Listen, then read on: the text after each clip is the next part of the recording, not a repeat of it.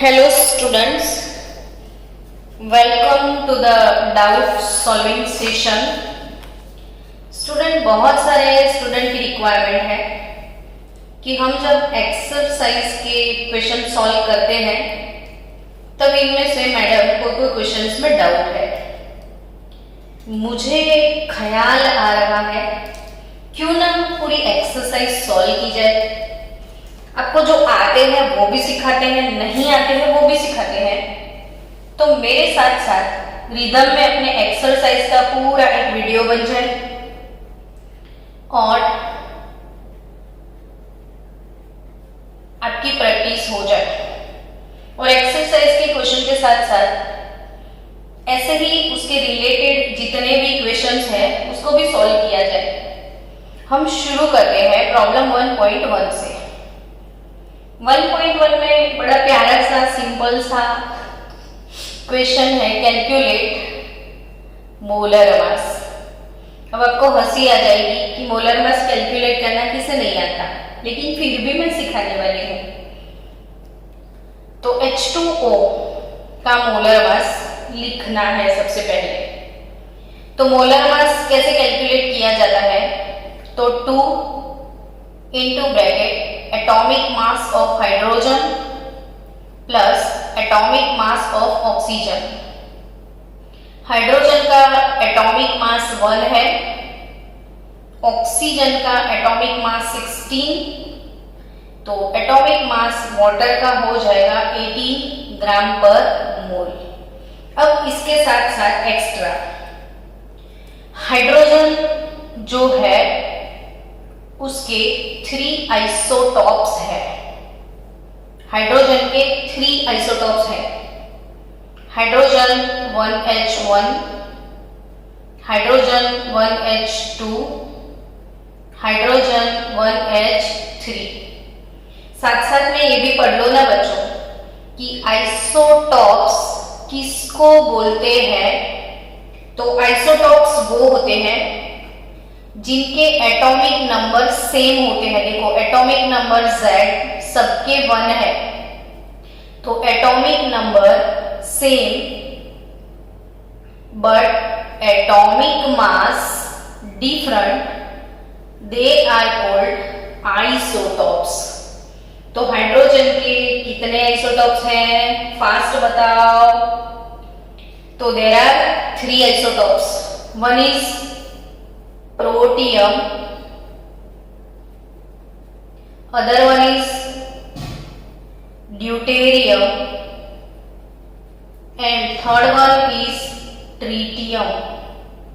तो हाइड्रोजन के 3 isotope protium, deuterium और ट्रिटियम। इसमें याद रखना है कि प्रोटियम का सिंबल P यूज किया जाता है, ड्यूटेरियम के लिए D, ट्रिटियम के लिए T। अब कहीं कहीं आपको सुनने को मिलेगा कि हैवी वाटर प्रोडक्शन का प्लांट अपने बड़ौदा में है। हैवी वाटर क्या होता है, तो बच्चों याद रखियो D2O is called heavy water. Heavy water किसको बोलते हैं, D2O। तो D2O is called heavy water. तो what is the mass, What is the mass of D2O? Molar mass of D2O। तो जब D2O का मास निकालो तो 2 into atomic mass of deuterium plus oxygen. So deuterium has mass 2 plus oxygen has 16, तो it's 20 ग्राम पर मोल। तो जो वाटर है इसका मोलर मास 18 ग्राम। सिंपली अब घर में एक्वागार्ड का जो पानी पीते हैं, कोई भी सिंपल पानी 18 ग्राम पर मोल होता है, लेकिन इसका मास 20 ग्राम पर मोल होता है। अगर पानी ड्यूटेरियम से बनाया है तो वही वाटर को हैवी वाटर कहते हैं। तो D2O is known as heavy water. Done. अब एक्स्ट्रा प्रैक्टिस। ये एक्सरसाइज का तो सॉल्व हो गया। एक्सरसाइज में और जो भी दिए गए हैं वो होमवर्क CO2, CH4 सबके नाम प्रिपेयर करते जाओ। अब जो जो चीजें पढ़ते हो इसको बाय हार्ट भी करते जाओ। CO2 carbon dioxide, methane. तीसरा एक चीज है जो 12th के चैप्टर्स में हर जगह आने वाली है, तो वो है पोटाश एलम। तो क्यों ना बच्चों अभी से आप इसको प्रिपेयर कर लो, तो सीख लिया जाए कि पोटाश एलम का फॉर्मूला बाय हार्ट कर लेना, K2SO4 Al2 SO4 thrice 24H2। ये पता ही होना चाहिए। मैं बोलूं पोटाश एलम, आप बोलो फॉर्मूला। और पोटाश एलम का मोलर मास 948, मैं मोलर मास दे देती हूं, तो आप ये कैलकुलेट करके वेरीफाई करना है आपको। फिर आपको याद रखना है शुगर के बारे में। शुगर का फॉर्मूला C12H22O11। तो इसके फॉर्मूला के साथ अब इसका मोलर मास निकाल दियो। फिर ग्लूकोज भी आप याद रखा करो, C6H12O6। देन आफ्टर आपको याद रखना है ऑक्जेलिक एसिड। ऑक्जेलिक एसिड जो है फॉर्मूला H2C2O4 इंटू 2H2O। फॉर्मूले नहीं आते तो केमिस्ट्री नहीं आता। एसिटिक एसिड, एसिटिक एसिड का फॉर्मूला है CH3COOH। मीथेनॉल तो वो तो सबका फेवरेट, 10th में पढ़ के आए, वो आता ही होगा, CH3OH। तो इतने जो मॉलिक्यूल्स कंपाउंड के जो फॉर्मूला मैंने लिखे हैं, ये मैंने सॉल्व करवाया एक्सरसाइज का क्वेश्चन। इसके साथ आपकी होमवर्क प्रैक्टिस और इन सब के मोलर मास प्लीज आप कैलकुलेट करके मुझे PDF सेंड करना। आप जितना रिस्पॉन्स देने वाले हो उतना ही मेरी तरफ से आपको सॉल्यूशन मिलेगा, वरना कुछ भी नहीं मिलेगा। तो एजुकेशन का प्रोसेस जो है वो रिवर्सिबल होना चाहिए। मोलर मास आप सबको अच्छे से आ गया है, ऐसा मैंने आपके बारे में समझ लिया है। नेक्स्ट सेकेंड क्वेश्चन एक्सरसाइज का problem 1.2। Calculate the mass percentage. Calculate mass percentage of different element in sodium sulfate। अब जब तक सोडियम सल्फेट का फॉर्मूला नहीं आता है तब तक काम ही नहीं बनता है। तो mass percentage of different element in sodium sulphate, तो sodium Na+ sulphate SO4-2। Sodium का वैलेंसी फैक्टर +1, सल्फेट का वैलेंसी फैक्टर 2, Na2SO4। फॉर्मूला क्या मिलने वाला है? Na2SO4 sodium sulphate. अब कोई भी कंपाउंड है, इसमें जितने भी एलिमेंट्स हैं उसके मास परसेंटेज कैसे निकलते हैं? तो सबसे पहला काम, पहला वाला क्वेश्चन, मोलर मास निकालना सीखो। मोलर मास सोडियम सल्फेट में 2 moles of sodium, 1 moles of sulfur and 4 moles of oxygen. So atomic mass of sodium 23, sulfur 32 and oxygen 16. So I think it's 142 gram per mole. 142 gram per mole. Now percentage of sodium. तो इसके लिए अपने text book में readymade formula है, readymade formula रट के जाओगे, कहीं फॉर्मूला भूल गए तो प्रॉब्लम हो जाएगा। तो मैं पहले फॉर्मूला से सिखा दूं, फिर डायरेक्ट भी सिखा दूं कि विदाउट फॉर्मूला कैसे सॉल्व किया जाए। तो सिंपली परसेंटेज ऑफ सोडियम कैसे निकलता है, तो mass of sodium in given compound into 100 upon molar mass. तो मास ऑफ सोडियम यहां पे कितना है, 2 into 23, so it is 46 ग्राम। तो ये वाले कंपाउंड के अंदर सोडियम का मास है 46 ग्राम और मोलर मास है 142 ग्राम इनटू 100। सो सोडियम जो है बच्चों, वो सोडियम 32.39% है। अब डायरेक्ट कैसे सॉल्व किया जाए, तो डायरेक्ट देखो ये कंपाउंड जो है Na2SO4, इसका टोटल मास 142 ग्राम। तो टोटल मास जो भी होगा वो 100% कहलाता है। तो अब सीधा हिसाब लिख सकते हो कि अगर 142 ग्राम है तो वो 100% है। तो इसमें अगर ये 46 ग्राम है तो कितना परसेंटेज, 142 तो 100%, तो 46 तो कितना, तो भी डायरेक्ट यही चीज आ जाए। Okay, next percentage sulphur. अब mass of sulphur here 32, total mass 142 into 100, you will get percentage 2.54। and last one oxygen, आप कैलकुलेट कर सकते हो शायद। अब तो ऑक्सीजन का मास इसमें 64 है, टोटल मोलर मास 142 इंटू करोगे 100 तो आपका मिल जाएगा 45.07%।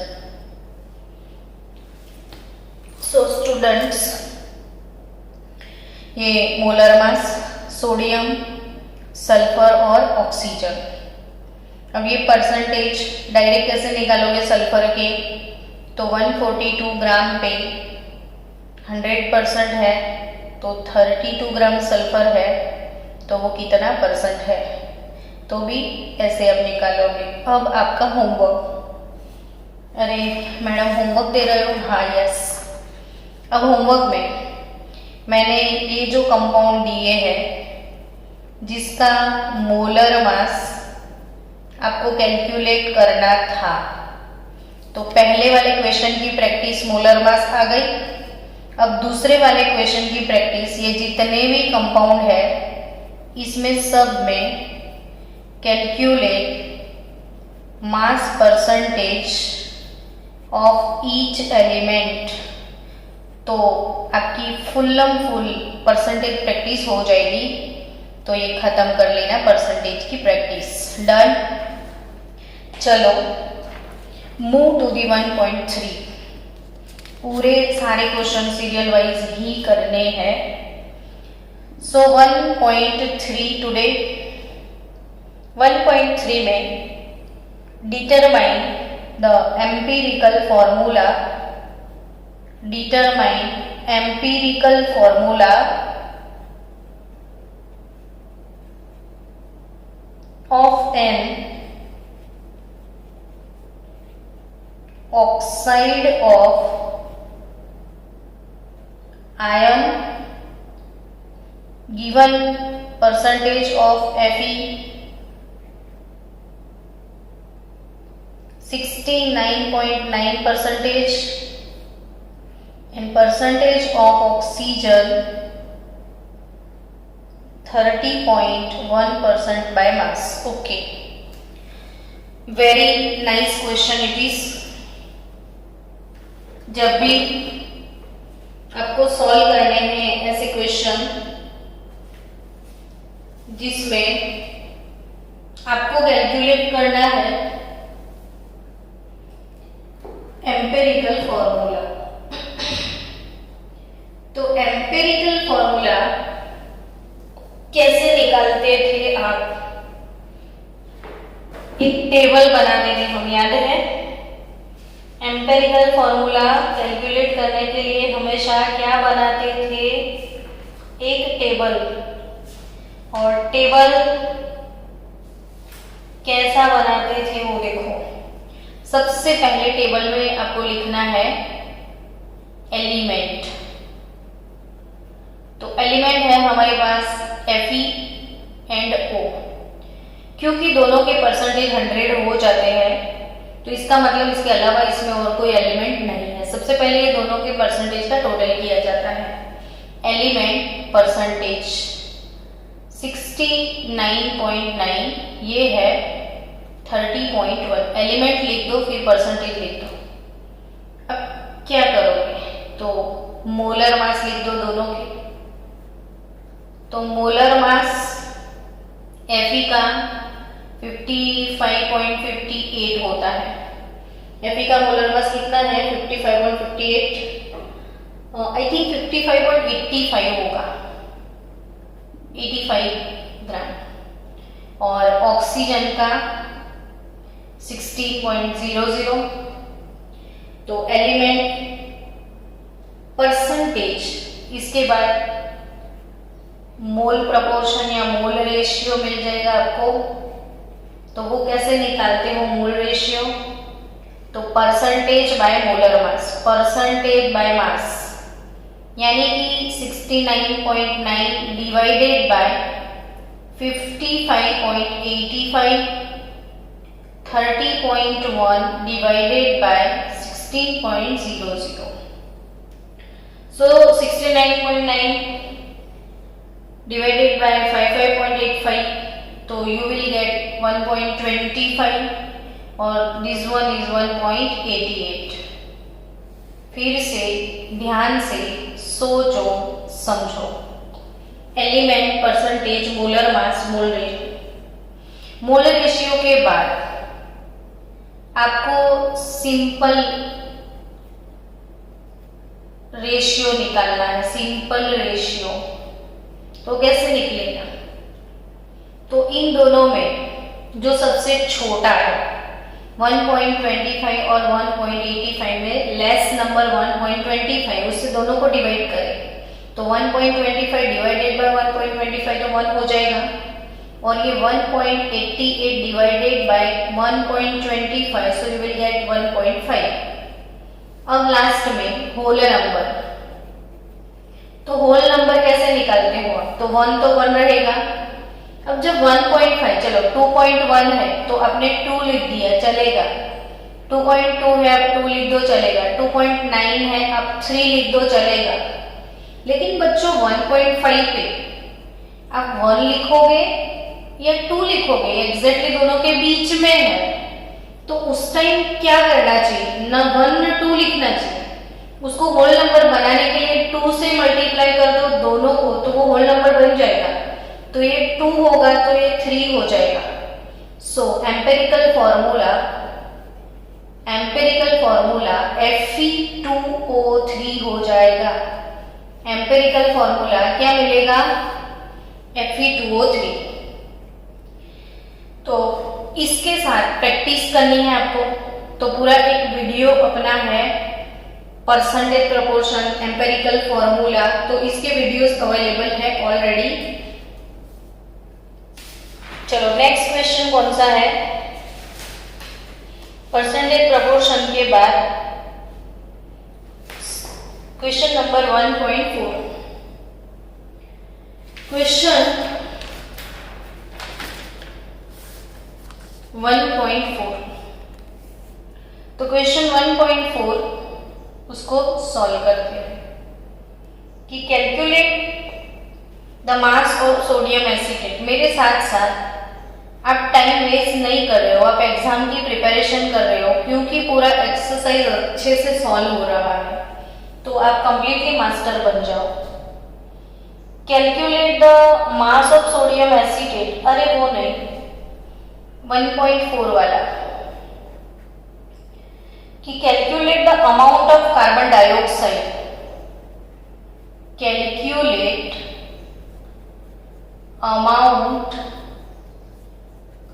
of CO2, calculate amount of CO2 that could be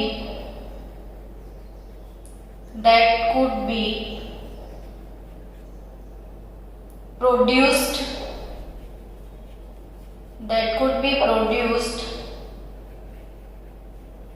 when 1 mole carbon, second thing, 1 mole carbon is burnt in air,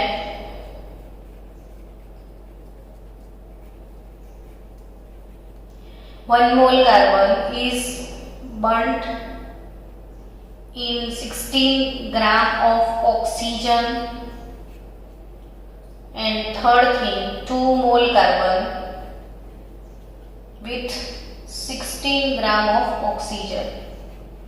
ये क्वेश्चन सॉल्व करने हैं। वेरी नेक्स्ट क्वेश्चन हियर, चलो समझ लो, एग्जाम में आएगा तो काम में आएगा, कि 1 मोल कार्बन यानी C solid is burned in air, O2 gas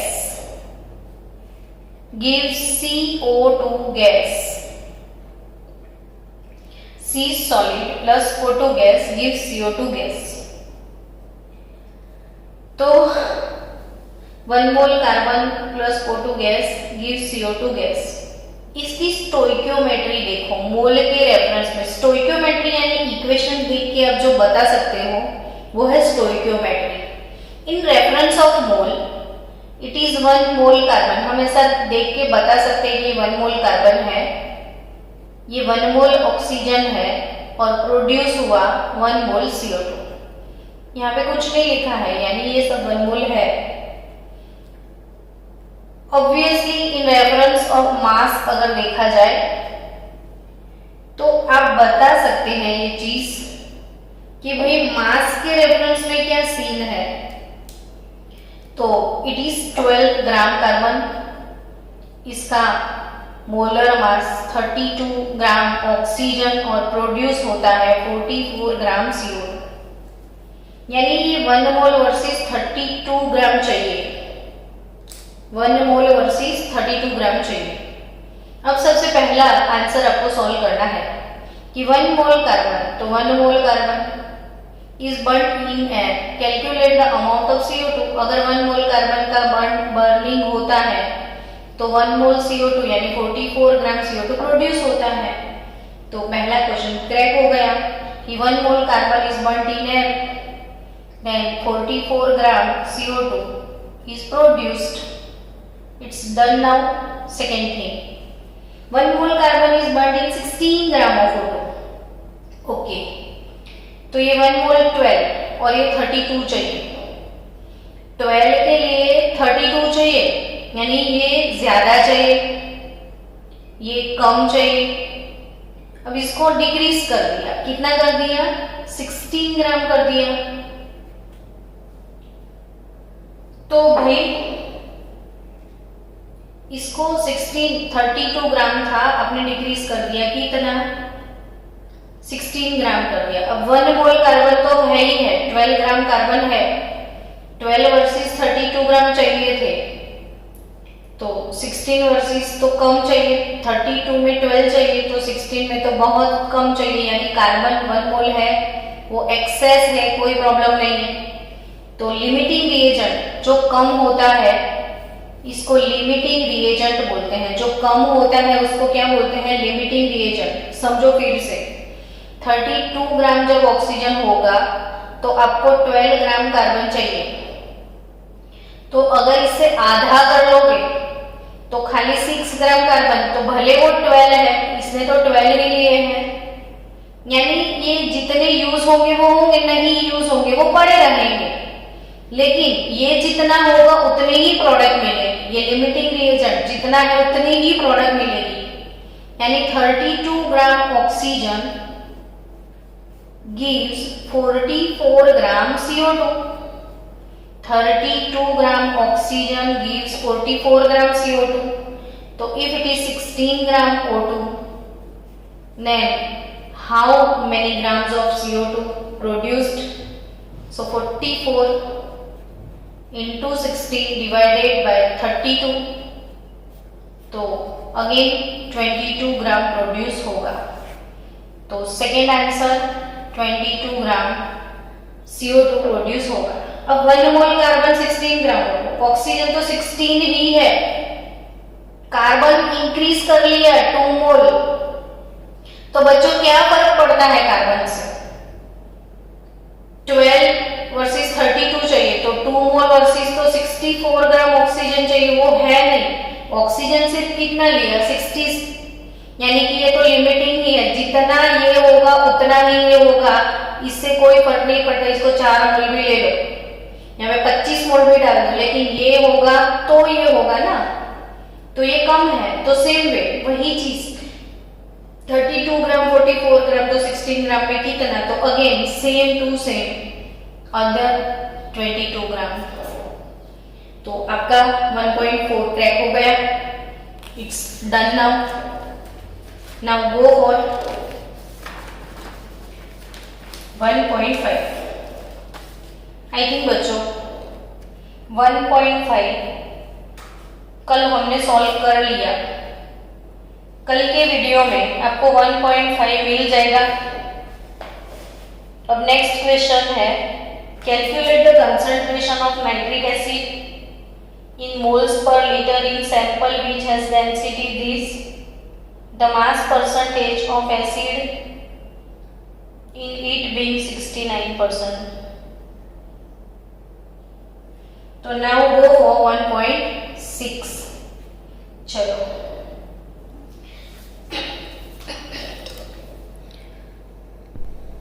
चलो 1.6 किसी ने डाउट वैसे भी भेजा था तो खत्म कर लेते हैं बात. 1.6 आपके पास टेक्स्ट बुक तो है ना, तो calculate the concentration of nitric acid in mole per litre, यानी हमको मोल पर लीटर का मतलब मोलारिटी m कैलकुलेट करने का है.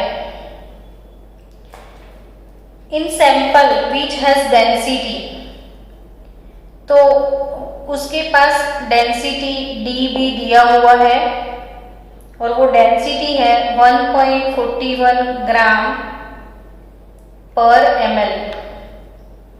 एंड द मास परसेंटेज, यानी मास परसेंटेज को परसेंटेज W/W बोल दिया जाता है. तो mass percentage of nitric acid in it being 69%.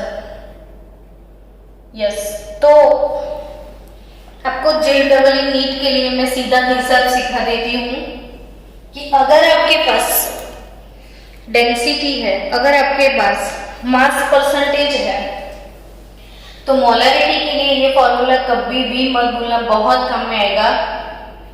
Percentage W/W into density into 10 upon molar mass. Direct formula apply कर दो.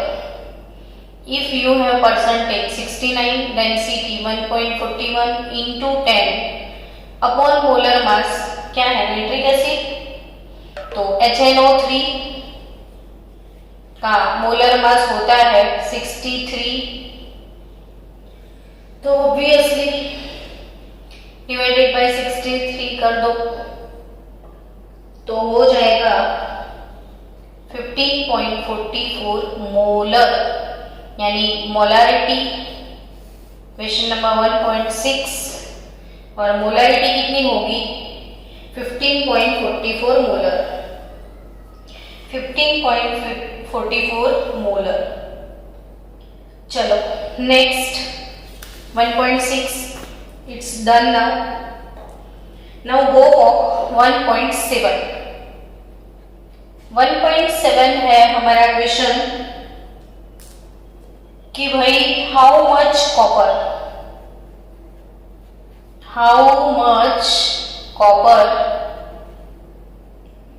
can be obtained? How much copper can be obtained from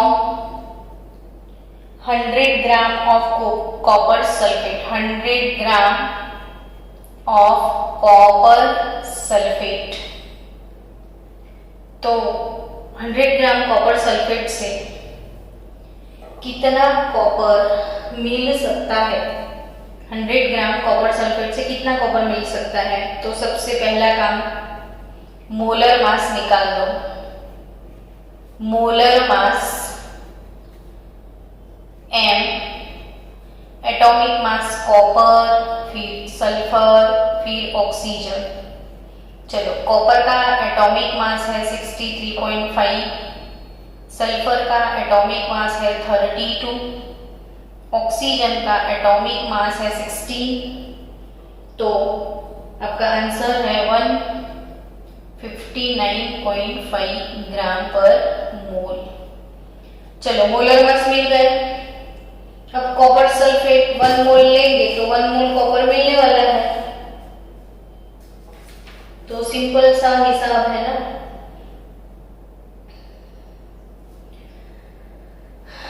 copper sulphate gives copper. Copper sulphate है तो आपका 159.5 ग्राम और copper है 63.5 ग्राम। 1 मोल से 1 मोल ही मिलेगा, या 1 मोल दिखता है तो 1 मोल ही होगा ना। तो इतने ग्राम कॉपर सल्फेट लोगे आप, ये इसका मोलर मास है ग्राम पर मोल, यानी 1 मोल में इतना ग्राम होता है। तो इतने ग्राम कॉपर सल्फेट लिया आपने तो आपको 63.5 ग्राम कॉपर मिलेगा।